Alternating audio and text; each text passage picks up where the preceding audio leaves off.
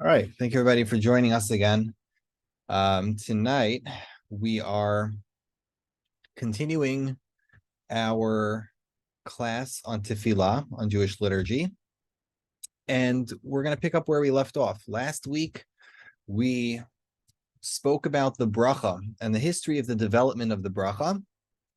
And we tried to understand how the bracha became the most successful prayer formula which Jews use every day. And as any praying Jew would know, almost every prayer we have is made of brachos. The Shmona Esrei is literally the Shmona Esrei brachos. So we discussed last week the long evolution from the pre-Tanaic era, from the biblical era, all the way down to the Amoraim and further into the time of the Rishonim, that the bracha evolved into becoming the most standard prayer formula for the Jewish people, and how it developed rules, how it developed a specific syntax, how it developed fixity, and the different generations of that evolution. Luckily, that shiur was actually a little bit exciting from an archaeological, an archaeological perspective. We also saw some of the linguistics, and that was a very interesting topic. Tonight, we also have a very interesting topic because we're beginning to crack open the Siddur. And most of our analysis tonight is going to be rabbinic in nature. We're going to be studying mostly Gemarot and Poskim and Rishonim. And it's its own fascinating little world, because understanding the Birchot HaShachar properly is the gateway, or the first step we're going to take into understanding the Siddur itself.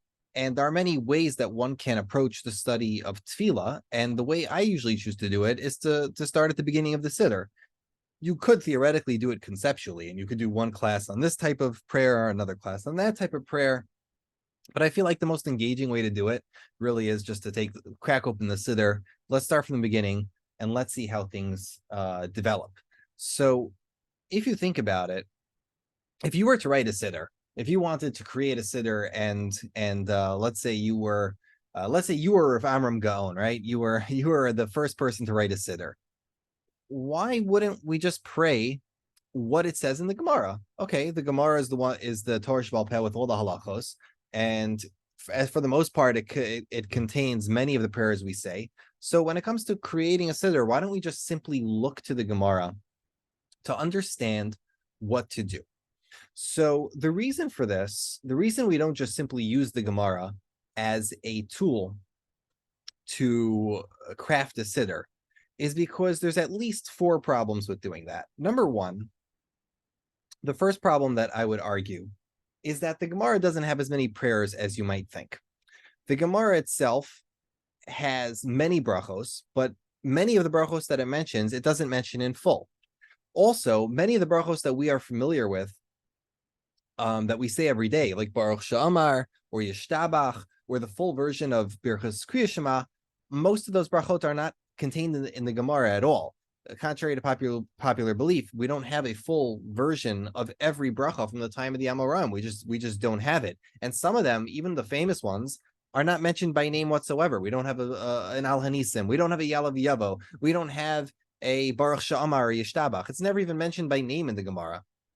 So not only do we learn that in the Amoraic times this stuff wasn't yet fully fixed, but we also must realize that the Gemara just doesn't have all the prayers that you want to put in the Siddur, because they didn't necessarily reach their full fixity by the time of the Gemara. It took a little longer. And again, there were 2 different schools of Tefillah. So that's reason number one why we don't touch the Gemara. Number 2 is that not all of the tefillahs in the Gemara became normative. Many of the tefillahs that the Gemara brings, whether they're brachais, whether they're short tefillahs, just never got added into the Siddur proper. And therefore, the Gemara, to use the Gemara to make your Siddur in and of itself is not enough. If the Gemara can mention tefillahs and can mention brachais, which just never became halachic, and nobody ever decided, yes, we really have to say that, then how could I use a Gemara to make my Siddur if I just don't have any proof that this was the accepted halacha? And let me stop my share for a second because I want to change the screen I'm having here. And a good example of that would be a good example of a tefillah that nobody says, or that's not halachic, is before you enter the bathroom, right? The Gemara says, "Eschabdu mechubadim." The Gemara in Birchot says that you're supposed to tell the angels, okay, thank you for accompanying me, but I'll take it from here. That you leave them outside the bathroom. When you come out of the bathroom, you thank them for for waiting. These kinds of things never became normative and halachic, and even though the Gemara has them, we cannot use them to make our siddur. The next piece that I wanted to show you, and here's my screen, is the problem of girsa. The problem of girsa is the biggest problem when it comes to using the Gemara as a guide for how you're going to make a siddur. This website here is one of the most fun things you'll find on the internet if you like learning. This is called Hachi Garsina. The Geniza project, the Friedberg Geniza project in Cambridge, was given a little bit extra money to create a special website for people who are learning seriously, who are learning Gemara seriously, so that they could look at various versions of the Girsaot of every Gemara. It's called bavli.geniza.org, and it's a really terrific tool. All you got to do is open it up, punch in the line in the entire shas that you want to see, and it'll bring you up here. And for the audio listeners, this is bavli.geniza.org. You'll see this entire webpage where you can have the Vilna in one column, the Sansino manuscript in another, the Venice manuscript, the Farah, the Munich manuscript, the Oxford manuscript, the Paris manuscript. You could look side by side and see how every girsa of the Gemara is slightly different, and it actually highlights the differences. And this is incredibly useful for when you're studying the ancient the oldest girsaot. But this also highlights for us how difficult it is to use the Gemara as a source for building your own Siddur. One of the features I love about this is that on many of these manuscripts, if you're like, what does it say? Right? You see over here, it says key with question marks, and you actually want to see what the Gemara is saying. You could click on this, click quick view, and it'll pull up an image of that page in the manuscript itself so that you can look at the actual text yourself and decide what you think those letters mean, which is a terrifically useful tool for any serious scholar of Gemara, especially if you're doing tefillah. Over here, we'll have, which is the Gemara we're going to see in a minute, we have all the brachos of Birchot HaShachar, and you can see all the various versions that were written in different ways in different versions of the Talmud. Another problem here, the last final problem, is that besides for the fact that the Gemara was originally an oral text, when the scribes began to write down the Gemara, many of those scribes thought that they were being helpful. Many of these guys thought that they were going to amend the text because they saw a mistake. So all of these scribes, who were very often amateur scholars, would see something and say, wait, it says, let me look here. The script I have before me is Baruch Hashem, let's say, Hanosin Sechvi Vina, and Sechvi is spelled with a samach. No, it's supposed to be with a sin. I know this for sure from my siddur. So he fixes it, thinking that it was a mistake. Many scribes throughout the generations, deep until until the printers, really, the printers did the same thing, meaning well, they would go ahead and amend the text, quote unquote, amend the text, thinking they're fixing it, thinking they were helping everybody by changing the Gemara according to the nusach that they were aware of and adding in brachos that they thought needed to be there, taking out brachos that they thought shouldn't be there. So when it comes to the nusach tefillah for the Talmud Bavli, thanks to the scribes all trying to help, we have a disaster of a situation when you try to make a siddur, because the Gemara is no help. Every scribe throughout history thought he was helping out, and completely ruined the pure transmission of what the siddur should be. And this actually gets comical if you look in the Siddur HaRekeach. The Rekeach specifies a pronunciation of Kel Chei HaOlamim versus Kel Chai HaOlamim, and the scribe interjects and he goes, with great respect to this rabbi, I know the rabbi must be mistaken, and this is not the correct pronunciation. It can't be Kel Chei HaOlamim, it has to be Kel Chai HaOlamim, because he explains theologically why you have to say Kel Chai, and he says, and I would know because I was attendant at many book burnings, and I'm an expert in this matter. So you have this guy who's like, a noob, a wannabe amateur scholar who's giving his credentials, says, I've attended a book burning. I'm the guy. If you want to know what the real nusach is, if you want to know what the correct theology is of a bracha, you should come to me, and I'm gonna to fix what Rabbi Elazar HaKeach says. So it gets kind of funny when you see what kind of fellows the scribes were, and you actually read their own emendations. It's just comical. Now, with these caveats in mind, we have to approach the Siddur. We have to pretend we're writing it ourselves as we go through it, and we have to imagine, what would I do if I were going to write a Siddur? So most of the Siddurim begin with the Birchot HaShachar, which are the morning blessings enumerated in the Gemara in Brachos, Daf Samach Amud Beis. So these brachos, unfortunately, received very little academic attention for over a century. For some reason, many of the scholars of Tefillah decided that the 60 brachos of, let me just share my screen again. The 60 brachos, the 18 brachos of Birchot HaShachar were not good enough to, let me just get out of this tab here. I'm sorry. Give me 1 second. Fighting with Windows. Okay, so yeah, what was I saying a second ago? Yeah, many of them felt like it just wasn't good enough. They felt like these Birchot HaShachar were too short, too simple, or maybe they were just not obligatory enough to deserve any real attention. Perhaps they felt, well, these are things you say at home. These are private prayers, things that you could say if you want to, and they're not deserving of academic attention because they're not said in a shul. For whatever reason, nobody really gave the brachos their due attention. But there was a research student named Dahlia Marks who was getting her PhD in Hebrew University in 2005. And she, thanks to her, she went digging in the Geniza for every single manuscript that we could possibly have that relates to the Birchot HaShachar, both in the Nusach HaBavli and in the Nusach Yerushalmi. Many of these manuscripts had never been seen nor had been published before her dissertation in 2006, I believe. And it's thanks to her, really, that we have much more information to unravel most of the enigmas regarding the evolution of the Birchot HaShachar. She finally published a sefer called Be'et Ishan Ve'a'ira, where she goes through the Tefillot HaLayla and the Tefillot HaYom. Among her methodology that we're going to see in the next few shiurim, she's a meticulous scholar, but she is a big fan of the Victor Turner, Arthur Grennep, anthropology, which I personally am not a big fan of, but out of Hakar Zatay, for the work she did and the amount of debt we owe to her for publishing many of these sources for the first time and really shedding a light on all the tefillah, we're going to be relying heavily on her work just to examine how the Birchot HaShachar came to be from an early period. Now, we're going to begin tonight learning the Gemara. We're going to begin. Let me switch what I'm sharing.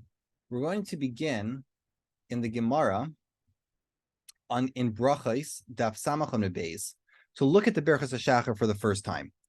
And this review that we're going to do a couple of times, but it's useful if you haven't seen this Gemara in a long time, just to look at it again and to see how the Gemara's order is when it approaches these so-called morning blessings. The Gemara is in a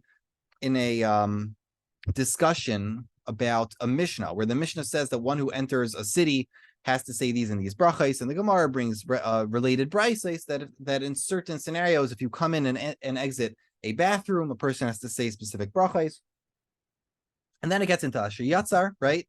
As we see here on the top, Ki Nafik, Amar Baruch Asher Yatzar Adam B'Chokhmah V'Ravo, and there's the Nusach, which we're going to discuss hopefully in the coming weeks.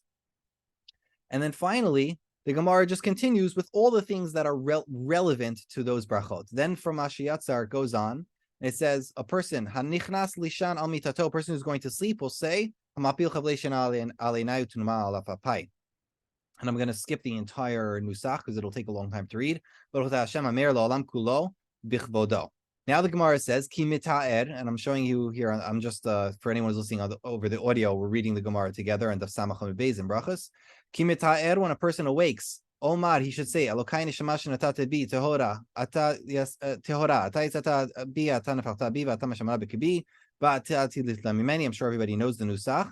Baruch atah Hashem hamachzir neshamot v'karim metim. Right. So I just skipped over a few of the words. Then the Gemara continues. Ki shama kol tanu gula. When a person says, here's the rooster, he should say Asher natan lasach vivina bein yom u'bein laila. Ki patach chaneh, when he opens his eyes, he should say Baruch bukei achivrim. Ki taritz v'yativ, when he crouches up and he sits up, he should say Baruch matir asurim. Ki lavish, when he puts on his clothing, he should say Malbish Aramim. When he straightens his back, he should say Zokef Kefufim.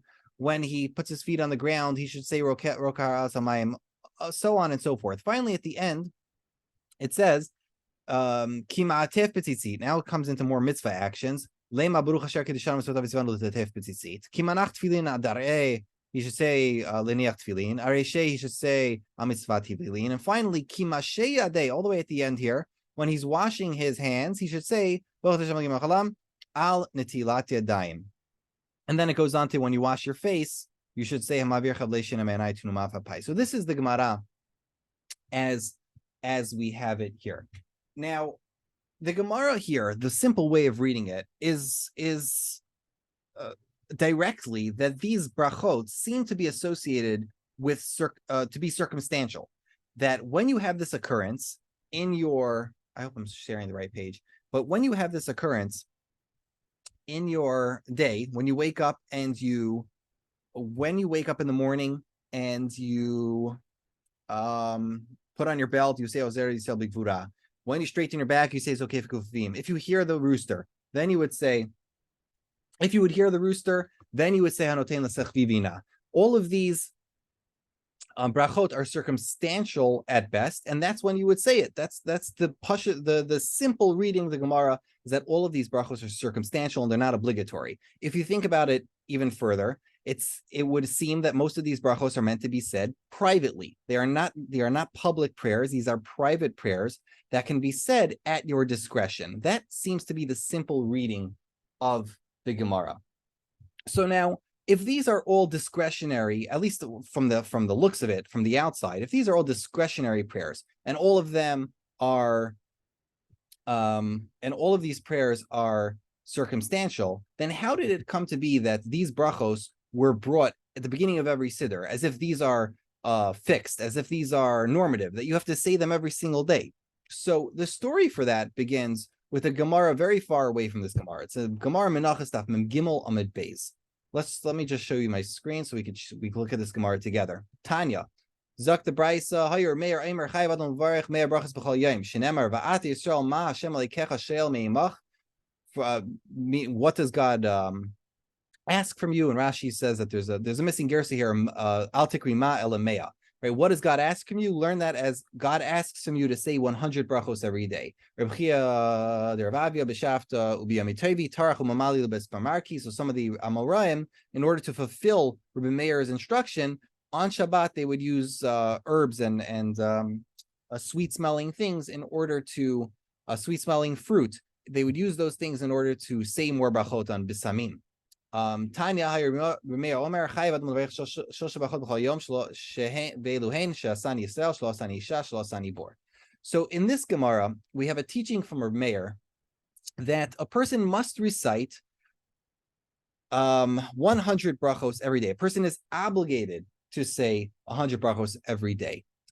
The language of it is actually a little bit softer. It says Haya Reb Meir Omer, that Reb Meir used to say, he was known to say. What's funny about this Gemara is that this Gemara sounds like Reb Meir is inventing a whole new chiyuv, that he's inventing a whole new obligation out of the blue. He just decides that there's a new obligation and he brings in a smachta. That's kind of what it looks like, but that doesn't seem to be the Messiah of how the Rishonim learn it, and we're going to see that in a second. There's another Gemara which the Rishonim were aware of. And this is a Gemara in Yerushalmi, Perek Tes Halacha Hey. The Gemara over here has a completely different version of Reb Meir, and this is also identical in the Tosefta on brachos. So the Tosefta is earlier than the Gemara and the Mishnah. So take note.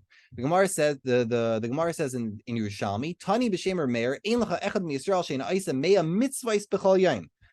Reb Meir doesn't say that you are obligated to say 100 brachos every day. He just says matter of factly, you don't have a person in Klal Yisrael that doesn't happen to do 100 mitzvos every day. Korei Shema, he says Shema, Muvarech L'Fanav V'Acharel, V'Eichel Espitoi, Muvarech L'Fanav V'Acharel, Pispal Shleish Shepam V'Chol Shel Shemayin Esrei B'Chayzorei Mashar Mitzvos Muvarech Alein, and he blesses on them. If you take a look at the order of the Gemara in Menachos, and you look at the order of the Gemara in Yerushalmi and the Tosefta over there in Brachos, it would stand to reason that the Gemara in Brachos is actually a typo. And the Gemara in Brachos only says Chayev Adam because the next paragraph says Chayev Adam. And what it really should have said was Ein Lecha Echad Misrael Sheina Oiseh. And it should have really and we don't have a Jew who doesn't do 100 mitzvos. And it really should have said that a Jew is just coincidentally does at least 100 mitzvos every day. However, the Gaonim did not have it this way. And the understanding has always been that these are either two separate members of Rameir, or the one in the Yerushalmi is just a lighter form of, or slightly different form of Rameir, and the Bavli is correct. Because all the Paiskim bring the Bavli lahalacha. All of the Paiskim bring this Bavli that a person has to say 100 brachos every single day. And the Tur in Mem Vav, the Tur brings that it is a chiyuv, but he also has a different gersa. In his version, it's a different pasuk. It's not Ma Hashem Lekecha Hashem Yocha. It is Hukam Al, and Al is big gematria 100. That's the Torah's version. There's also slightly various versions in the Chuvas HaGa'inim. Okay, the Torah, however, brings a more fascinating version of this Gemara. At least not really a version of the Gemara, but he brings what he considers a how do I put this? A tradition from the time of the Geonim. He has a version of a tshuva from Rav Netilat Yadayim, which tells us a story which doesn't exist in any of the Mamarei Chazal, as far as I know. Perhaps if I'm forgetting, maybe there's a Midrash Tehillim like this, but it's a much later source. Let's take Rav Netilat Yadayim. Here, let's look at the Torah together. The Torah says, Ulefi, we'll look at that in a second. Hayer Meir, Omer Meir brachos b'chol chayav adam levarich b'chol yom v'samchu al drash psukim v'heishav Rav Netilat Yadayim reish mesifta. The Maaseh Machasia. David Melech alav Hashem tiken Meir brachos l'chsiv hukam al b'gematria kuf. Have ki b'chol yom hayu mesim kuf nefashos miyisrael v'lei hayu yedim al ma hayu mesim. Ad shechakar v'hivin baruch HaKodesh v'tiken lam Yisrael kuf brachos v'alkein tiknu chachamim Zal elu brachas al seder ha'elam anagase lahashim kuf brachas b'choyim. V'tzar chalad mizar behem v'apeiches al yivchos. Right. So essentially, what the Torah is saying is, there's a story you've never heard. What happened was that in the time of David HaMelech, there was a plague where exactly 100 people were dying every single day. The Sanhedrin did not know what was the cause of it, and the Prisha below the Torah explains that what is happening here is that David HaMelech went to the Sanhedrin and he explained to them, because he was a Navi, that what was happening was that Klal Yisrael, the general population, was not saying at least 100 brachos every day. And because, according to the Prisha, he explains it Kabbalistically, because there's a special flow of divine energy that comes down to the world, which can only come down if people say 100 brachos every day, and they weren't doing that, so that was causing a plague in Klal Yisrael, and for that reason, they should institute that everyone should say 100 brachos. When everyone says 100 brachos, they re-enable this mechanical sort of pipe system for all the shefa to come down from Shemayim, and it prevents any plague from coming down. This is in Kabbalah. It's called the Soid Aleph Yud Kuf Beis Chaf Reish. 1, 10, 100, 2, 20, 200. The idea in Kabbalah really is that there's different ways that Hashem manifests his light into our world. There are ways which are straight divine energy, and there are ways which have a dynamism, which is there's a receiver and a giver. So when it comes to a straight divine flow of 1, 10, 100, that's one system where the divine flow just powers down and gives life to everything beneath it consistently. And then that's one level of God's goodliness to the world, where life is given consistently with these layers of 1, 10, 100. And then you also have another system where there's a dynamic relationship, where there's a giver, there's a giver and a receiver. This is symbolized by 2, 20, 200, because at every node on this tree, if you think about it hierarchically, there's 2, underneath it, it's branches to 20, underneath that branches to 200. The idea is Beis Chaf Reish is the same letters as Baruch. The idea is that there's an atad, there is an awakening from below, which dynamically brings the bracha down. It calls up and brings it down, as we spoke last week.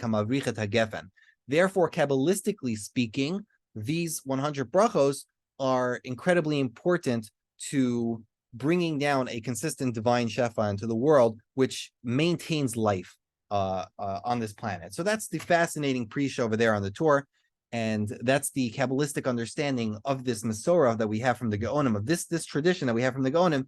That's the Masorah for how that exactly works. Now, what's important for our purposes is that the Torah understands this memra of Meir as a chiyuv. He understands it, that this is something that we are all obligated to do every day. And he doesn't paskin like the Yerushalmi that this is just something Meir used to say. He paskins like the Bavli. This is a absolute obligation. And therefore, in the Torah's view, as it is with many of the Gaonim and the Rishonim, the institution of these 100 brachos, of these brachos that we say at the Birchot HaShachar, are part of the institution of Rav Meir.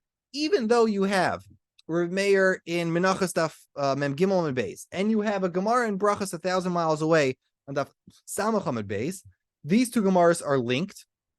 And the whole purpose of all those brachos in the Gemara and Daf Samach Amud Beis and Brachos is all to fulfill this chiyuv that Rav Meir teaches us. Is it Rav Meir's invention? Is it a Maser Halacha Ma'ashim Sinai? We don't know. But if you look at the Hakdama of the Bahag, in the Hakdama of the Sefer Bahag, as we've mentioned in previous shurim, the Hakdama of the Sefer Bahag is not Rav Shimon Kayar himself.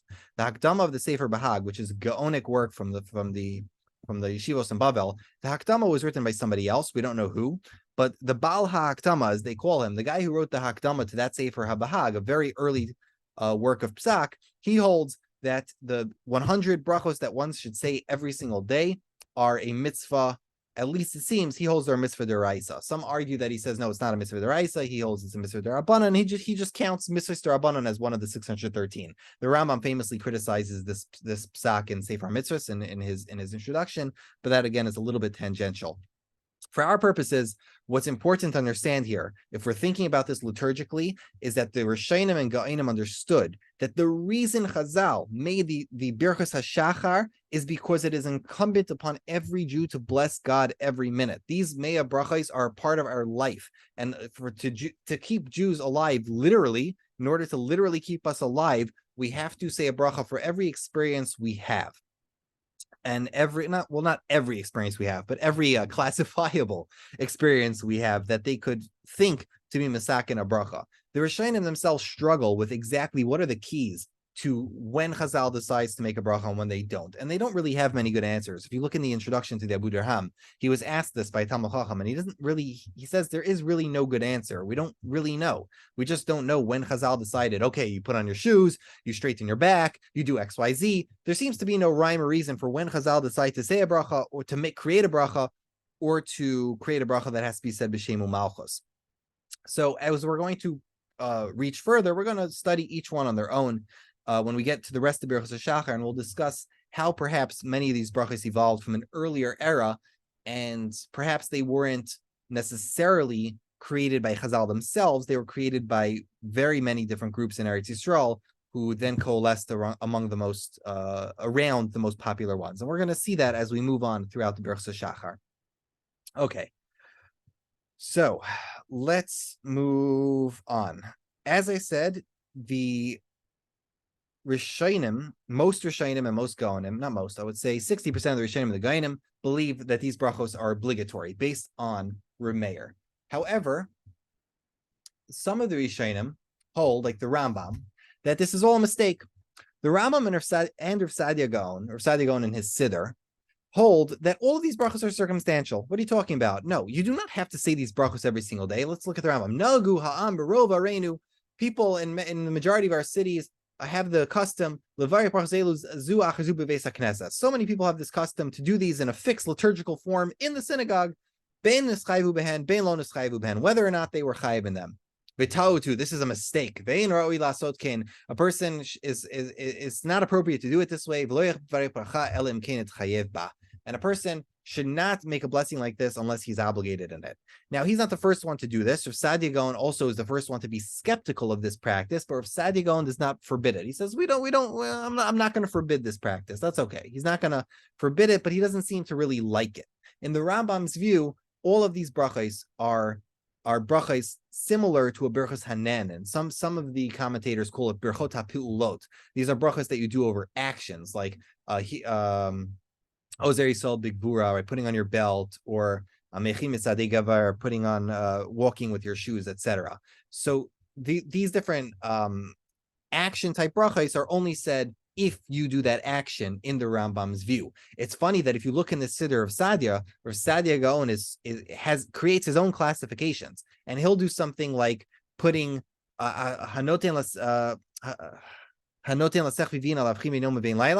will put that bracha in a classification of brachos called Birchot HaShmiya. If you hear thunder, you say Shekochog Varatom Alei Olam. You hear a turkey. If you hear a rooster, you say So he's very deliberate about how he classifies brachos, because he believes these brachos are completely circumstantial and they are not obligatory. And this is going to become even more important very soon. One fascinating anecdote about this, which we're going to return to when we speak about Shloas Ani Avin and Shloas Ani Isha, is that there is something that the son of the Rambam says, which really boggled my mind. And I heard this 5 years ago, and it took me 5 years to find this because it is so often misquoted. It is so often miscited. And what he says is, and it's quoted sometimes as the Rambam saying this, but it's really Avraham ben Rambam. Avraham ben Rambam says in his Sefer Hamaspik L'Ovdei Hashem, he brings the ruling of his father when it comes to Shloas Ani Goy, Shloas Ani Eved, Shloas Ani Isha. He says it's clear if you look at my father's Mishnah Torah that the Rambam held that a person says Shloas Ani Goy, Shloas Ani Eved, and Shloas Ani Isha, whether or not he saw a Goy, an Eved, or an Isha, because the Rambam saw the Gemara Menachos Daf Mem Gimel and Beis, and the Gemara seems to say it plainly. The Gemara simply says that you say those three brachas. It doesn't say anything else. My father held, he says, you say it no matter what. However, says Rabbi Avraham ben Rambam, I believe that it is much more sensible to only say these brachos when you see a guy, when you see an eved, when you see a woman. And he says, I knew a guy who saw a very old manuscript of the Gemara, and he told me that the manuscript of the Gemara said, Kidahazi inish goy leimar, he should say Shloas Ani Goy. When a person sees a woman, he should say Shloas Ani Isha. When he sees an Eved, he should say Shloas Ani Eved. And honestly, as amazing as that is, it's very believable that this would have been censored out. It probably even self-censorship. Can you imagine the repercussions of a Gemara? The Gemara literally doesn't know how to be politically correct. But could you imagine the repercussions of a Talmud being copied by hand, where it says, if you see a guy say a bracha shlos ani guy, that could have been that could have had such severe repercussions. Anyway, I never was able to find it in the Feldheim version that I'm showing here on the screen, Hamaspik L'Odei Hashem. I don't find the Feldheim version to be very good, neither the Hebrew nor the English. It was originally written, I'm just saying this tangentially for anybody who's interested. The Avraham ben Rambam originally wrote this Sefer in Arabic, and it was somewhat poorly translated into Hebrew, and then the Hebrew was translated into English. Feldheim doesn't do a really great job. There is a version by Nisim Danav Bar Ilan, who does a direct translation from the Arabic into Hebrew. And that's where I finally found this citation, page 254, 255. That's where he actually brings this, among a whole other longer discussion about brachos. But that's where it is. And thank God I finally found it after 5 years. So I'm excited. Okay, let's move on to Netilat Yadayim. So the first bracha I believe that we should talk about if we're going to discuss Birchot HaShachar is on Netilat Yadayim. And why is that?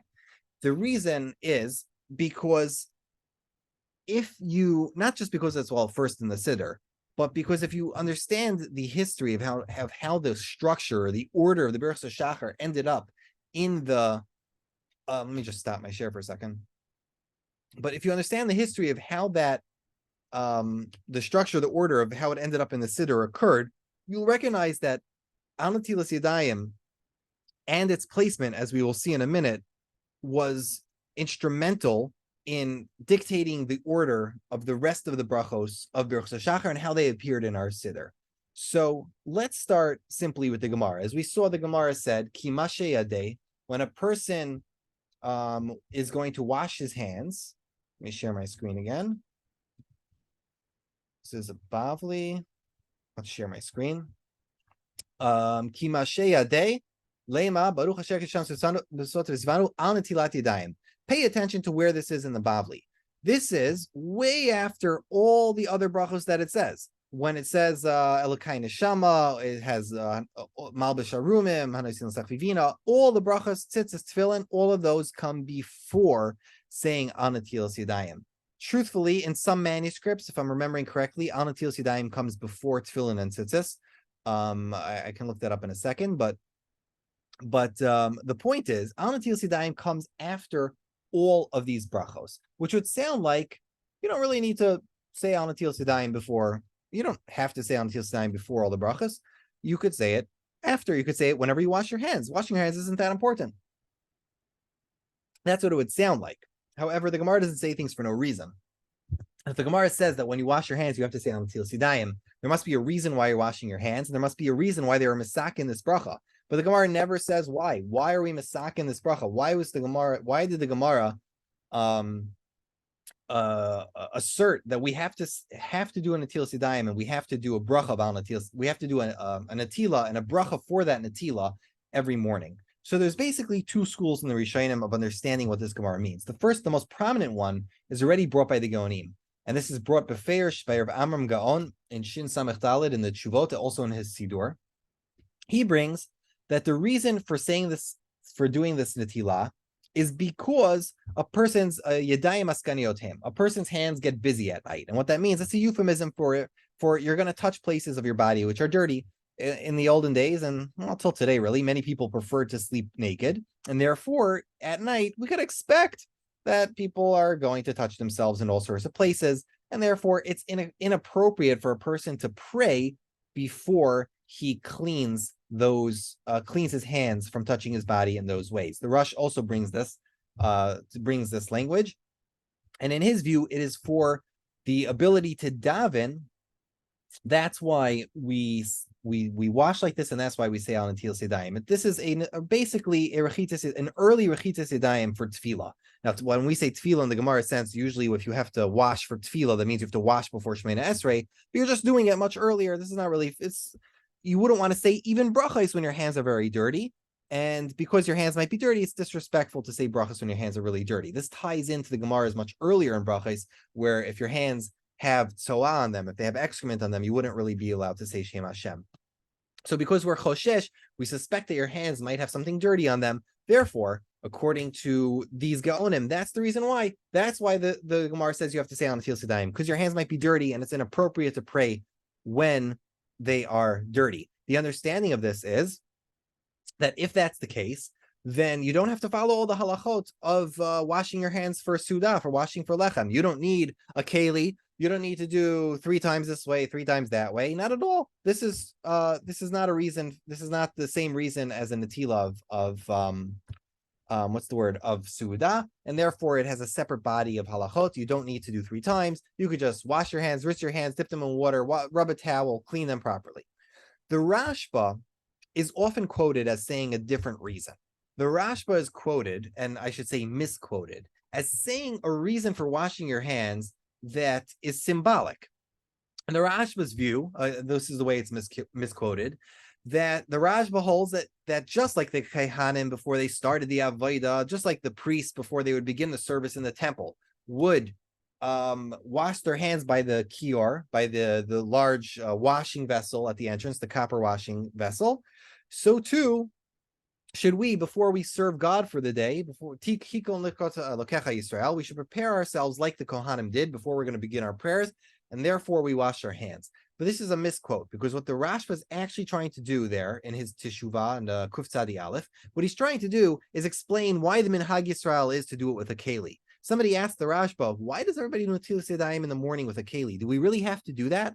The Rashba says, well, no matter what reason you could find for Netilas Yadayim, I don't really think that those reasons, whether it's kinuach or shifta, which we're going to discuss in a second, whether it's one of those reasons, that's not enough of a reason for being required to use a keli. So for this reason, he brings lighter proofs from two Gemaras, but the essential point is, as a nail in the coffin, he says, just like the Kohanim, we should use a keli. So he's really bringing a reason for using a keli. He's not bringing a reason for why you should do Netilah itself. The Rashba brings two reasons for why you should do a Netilah itself, and we're going to discuss the second one. And the reason, the first one is to clean your hands for Tefillah, and the second one we'll discuss in a second.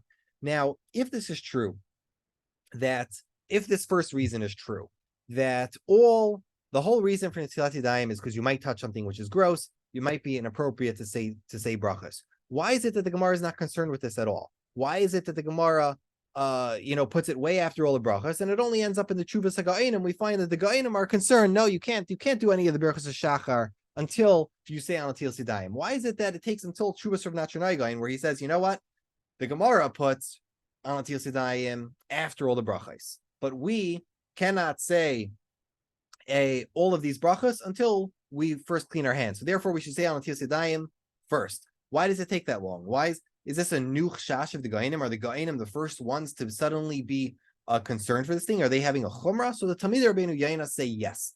This is a chumrah from the Gaonim themselves. The Gaonim understood that the generations before them were holier, were cleaner for some reason, and those generations, as they understood, they did not need to clean their hands in the morning. They knew their hands were clean, or maybe they washed their hands at night, and therefore they made sure their hands were clean. They never touched anything, any lower part of their body. But we were much dirtier. The Gaonim were choshesh, and therefore the Gaonim say that Al Netilas Yadayim dictates the order of the rest of the brachos, and Al Netilas Yadayim should not be done as it's done in the Bavli. You should do it first. I hope I'm being clear, but this is essentially the order. We have a Gemara in brachos in Bavli which says that you can do Al Netilas Yadayim at the end of all the rest of the brachos with no concern for the placement.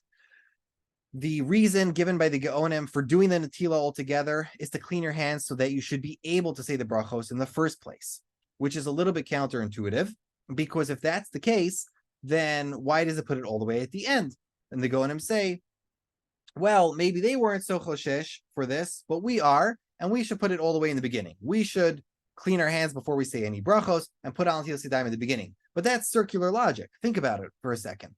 How is it that you could say that the reason for the Gemara's Netilas Yadayim is so that you could say the brachos, and then the Gemara also doesn't care? The Gemara puts it at the end. So you're saying the reason the Gemara says you say Al Netilas Yadayim is so that you could say the brachos, but the Gemara itself doesn't care about that. The Gemara says no, you could say the brachos even if your hands are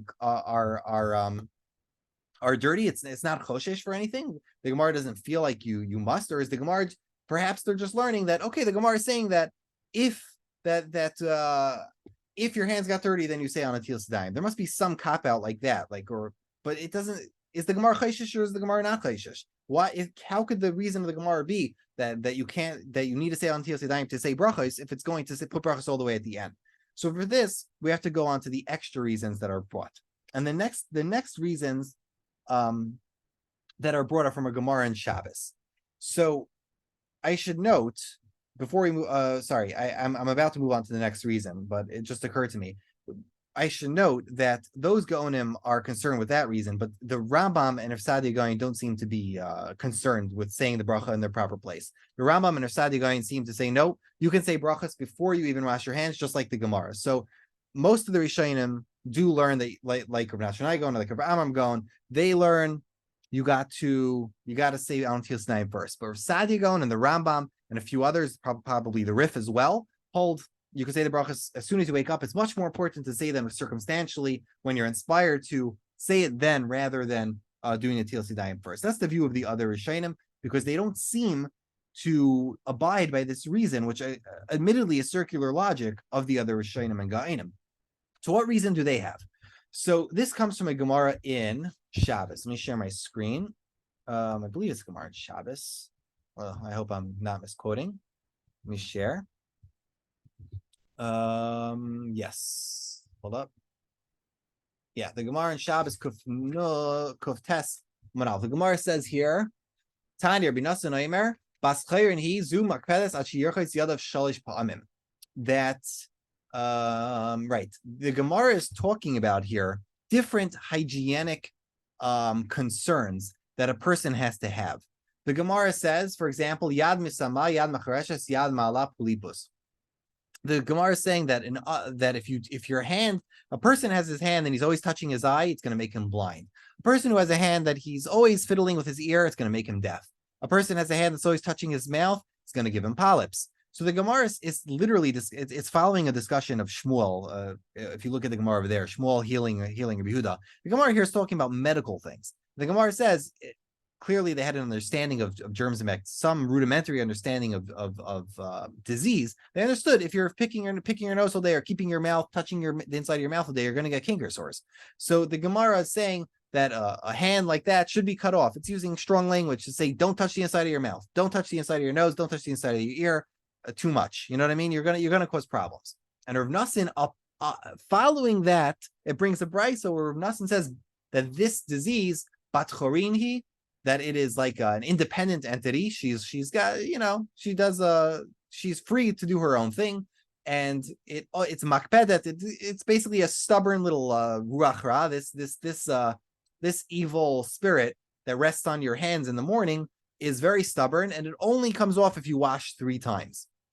Meaning you have to wash your hands 3 times in the morning in order to get this stubborn spirit off. So the simple understanding of this Gemara is that the Gemara has a rudimentary understanding for their time of disease and infection. The Gemara understands the hygiene of that people at night, your hands are going everywhere and they get covered in bacteria. And the Gemara understands that if you're going to be touching the rest of your body, especially the open areas of your body in the morning, wash your hands 3 times so that you don't infect yourself. Don't touch your eyes in the morning. Don't touch your mouth. Make sure to wash your hands first. And this Gemara sounds like the whole reason is for hygiene. Here the Gemara calls this evil spirit bat chorin because it's so what's the word? It's stubborn to get off. It's like, you got to scrub. And in the Gemara in Yoma, I believe he calls it shivta. It gives a name for this evil spirit. So as far as this Gemara looks from the outside of the Gemara, this is a Gemara about hygiene. And this Gemara would lend support to the Rambam's view and of Netilat Yadayim's view that Al Netilat Yadayim is not important regarding the brachos. And you could say Al Netilat Yadayim after all the brachos. Why? Because it's just for hygiene. It's not because we have a real suspicion that it's not because we have a real suspicion that you touch something and that you're completely forbidden from saying a bracha. It's not like you might have excrement on your hands. That's not a chash. Most people are normal. They don't touch those parts of their body in the middle of the night. Maybe a few people do, but not me, not you. So therefore, the Rambam and Netilat Yadayim probably understand Al Netilat Yadayim as being worthy of saying later because it's for hygiene and it's not immediate. It doesn't have an immediate urgency. This is the simple understanding of the Rambam and Netilat Yadayim. So now, then comes, of course, the Zohar. I wish I had the Zohar open in front of me, but I think the Machaber quotes it in Siman Dalid at the end of the Beis Yosef. He brings the whole section, at least the way he had it. Let me find it quickly. It's a very, very famous Beis Yosef because it's extra long. And yeah, here it is. Essentially, what the Zohar says, I don't want to go through the whole thing. The Zohar says, and the Zohar expands on this Yerushalmi. The Zohar essentially says that this Yerushalmi, he doesn't name the Yerushalmi, but the Zohar says that this concern of washing your hands in the morning is not just hygienic. The Zohar goes further. The Zohar understands that this evil spirit that rests on your body is a literal evil spirit. It's a real evil spiritual force.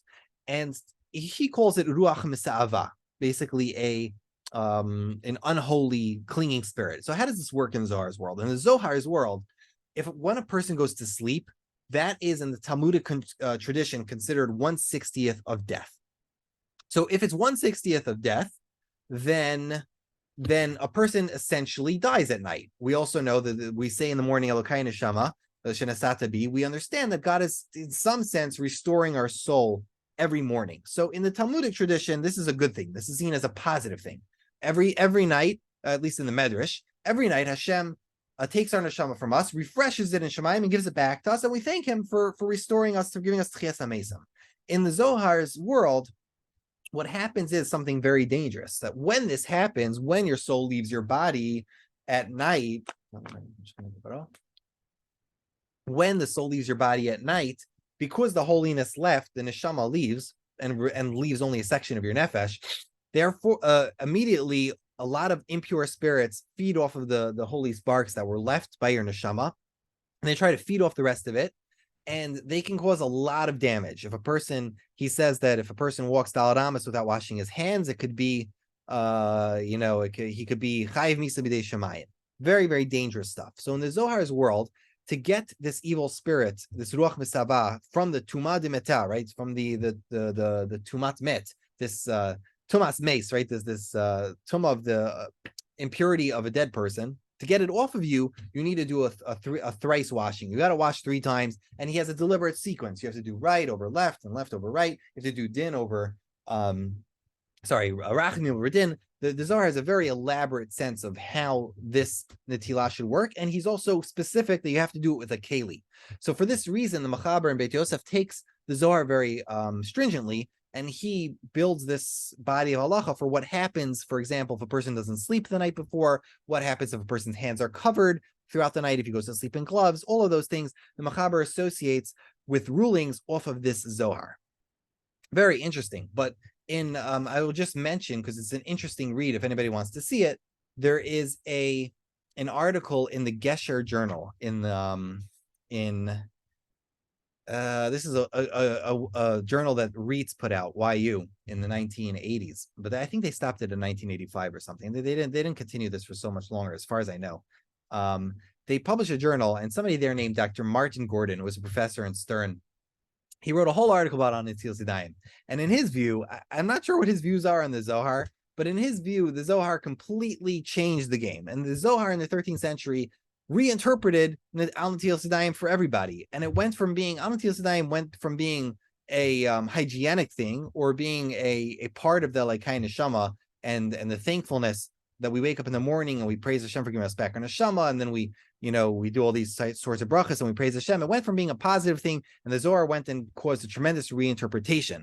The Zohar's, from the 13th century onwards, the Zohar caused a completely different attitude for Netilat Yadayim, and therefore the people who are pious, big Hasidim, would put a little basin of water next to their bed. So as soon as they woke up, they'd wash off the rucha misavan. They would never walk Daled Amot for 4 cubits without saying Netilat Yadayim first. And therefore, in his view, the attitude of Netilat Yadayim changed drastically after the Zohar. Now, whether or not you believe the Zohar is a real Tanaic source, or you believe the Zohar was first written in the 13th century, his point remains. His point remains that, wait, I wasn't sharing my screen, I'm sorry. His point does remain. Here's the Gesher Journal, but his point does remain that the attitude of Netilat Yadayim did change somewhat, at least among the masses, to become something much more important than just a ritual for hygiene.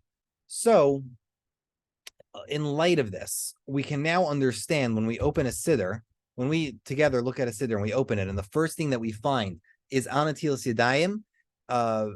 Of course, skipping over Maidani, because we have to skip Maidani for now. When we see the first bracha is Netilat Yadayim, most likely the reason is because this was considered to be the bracha of prime urgency. As soon as a person woke up, he should go to the bathroom and say Netilat Yadayim and Ashiyatzar, because halachically this was seen as extremely important.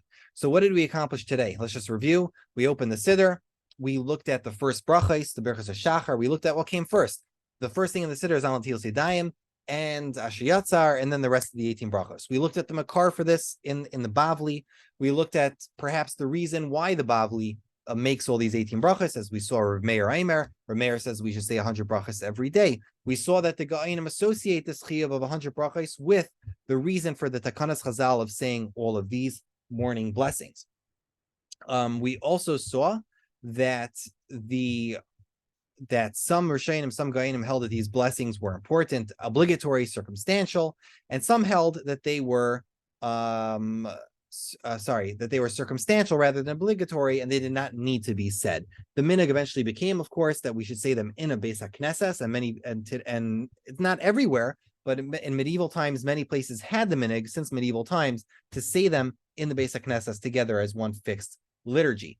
And then we saw that Netilat Yadayim was instrumental in fixing the order of these brachos, as we saw already in the tshuva of Rav Nachman Gaon, that Netilat Yadayim was situated first, and Rav Nachman Gaon saw a deliberate order to saying the brachos of Birchot HaShachar in a deliberate order from Netilat Yadayim forward for halachic reasons. In his view, they had to be said in a fixed order, because even if they were not, and Rav Nachman Gaon actually admits this, even if they are technically circumstantial, we still are obligated to say these brachos. Why are we obligated? Because of the takana of Rav Meir to say 100 brachos every day.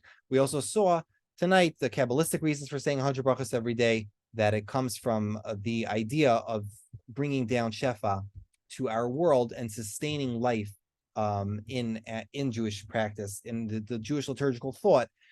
Saying brachos can also be a conduit for sustaining life in the world and for bringing and keeping bracha in our world. So we don't just say brachos because they're liturgically convenient. We don't just say bracha formulas because we just want to, or we have the chance, or because it's just expressive. Brachos have always been considered an instrumental ritual for Klal Yisrael, because we feel, as many Jews, most Jews will feel when they say a bracha, that they are effectuating something. They are not just doing an action, but they are sanctifying the action that they have. They are taking this action and they are making it spiritual. They are associating God with every action they do through the day, and that is the result of the beauty of the Mea Brachos. So we will, Be'ez Hashem, continue next week with a further analysis of the continuing brachos. Maybe we'll do Ashiyatzar, maybe we'll do some of the other ones. And thank you, everybody, for your attention and your time. And we will continue next week. Let me pause. I'm just going to continue the recording here for a second to note that the word Netilat Yadayim, most likely the words Netilat Yadayim usually means to do the washing of the hands. I'm sorry I forgot to add this in the main shiur, but I'm just adding this as a recording after. The idea is the word natal might come from the word natla, which is the Hebrew word for a washing vessel. It comes from the word of natal, which means the thing you take or the thing you lift up. So there's probably a contraption back in their day, which was called a natla, and therefore the noun turned into a verb of Netilat Yadayim, that you use the natla to wash your hands. Some people say that Netilat Yadayim comes from that you're lifting your hands either physically or spiritually. You're lifting them up when you wash your hands with Netilat Yadayim. So that would be the source of the etymology of the word Netilat Yadayim.